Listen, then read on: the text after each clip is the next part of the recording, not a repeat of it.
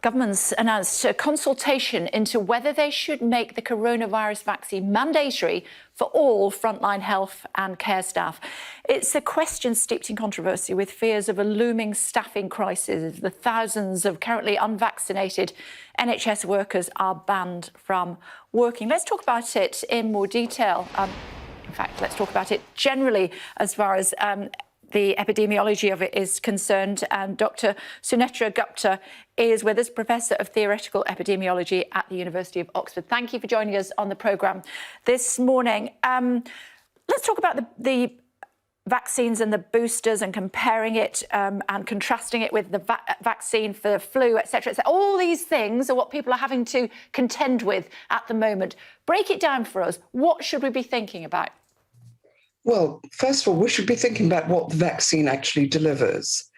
And what we've done continuously throughout the course of this pandemic is take some of the wonderful tools that we have and push them to do what they can't do.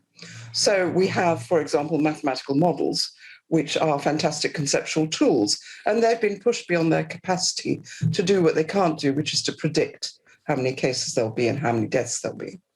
We have vaccines which are meant to protect against disease and death amongst those who are vulnerable to those conditions. And instead, we've been pushing them to do what they can't do, which is protect against transmission. Once you take on board the fact that vaccines are supposed to protect against severe disease and death, and this was recognized by many people at the outset, including Kate Bingham, who said, we'll vaccinate everyone over 50, and then that's it, we've done our job. And the vaccines have done their job. They've been superlative in doing their job so far, and we're protecting people against severe disease and death. They were never meant to be used to stop transmission or to allow people in particular settings to make them risk-free. So it is really not logical to use vaccines to protect other people. The vaccine protects you, which, if you're vulnerable, is really a very, very valuable thing. What we really should be thinking... Sorry, yes, go ahead. OK, so, Professor, I get that. So from what you're saying, can I extrapolate from that you don't think that NHS and care workers need to have vaccines unless they want to? You don't think they should be forced to? I don't think they should be forced to, on the understanding, but simply because this vaccine does not prevent transmission. So if you just think of the logic of it, what is the point of requiring a vaccine to protect others if that vaccine does not durably prevent onward transmission of a virus? So, I mean, obviously there are all sorts of ethical and political issues surrounding this, but we can peel it right back to the logic. And the logic is simply not there. It's illogical to foist a vaccine upon people in the hope that you can reduce the transmission of disease. And we've seen that. It's been borne out, for example, in Israel, where cases are rising despite vaccination. The good news is that provided you've protected those who are vulnerable to disease and death, we don't need to worry. So we are unnecessarily inflicting upon ourselves this worry that we will be transmitting the virus to someone who's going to die. OK. Professor, let me ask you about, in that case, let me move on to boosters. So if somebody has been double vaccinated, they are protected, more or less. But will those elderly people in care homes need to have booster jabs? And will the rest of us? Well, that's a very good question.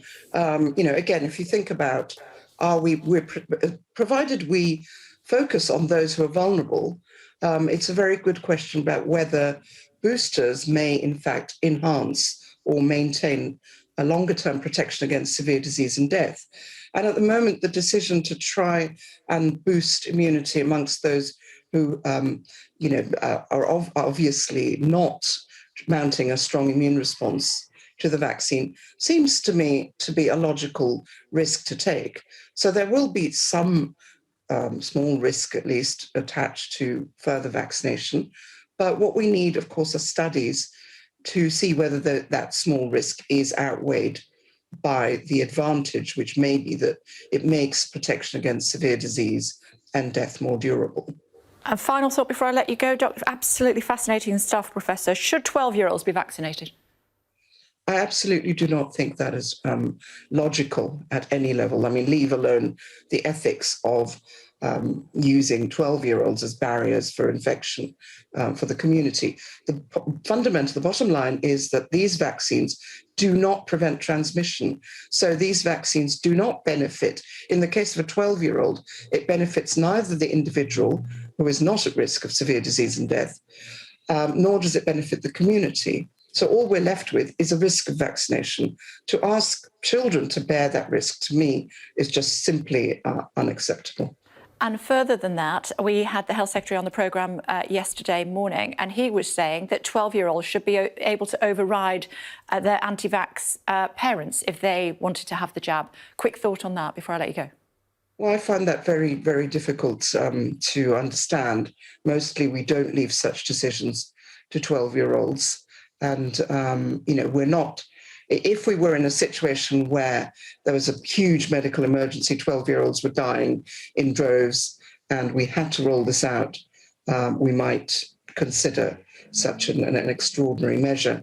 But under these circumstances, where the vaccine is being offered to 12-year-olds to protect the community, given that most people are struggling with that concept, the idea that a 12-year-old would immediately be able to make a rational decision, given all the facts, is really kind of difficult to understand. Professor, I'm so sorry we are out of time, but absolutely fascinating. Thanks for clearing up some of those subjects for us here on Sky News this morning. Thank you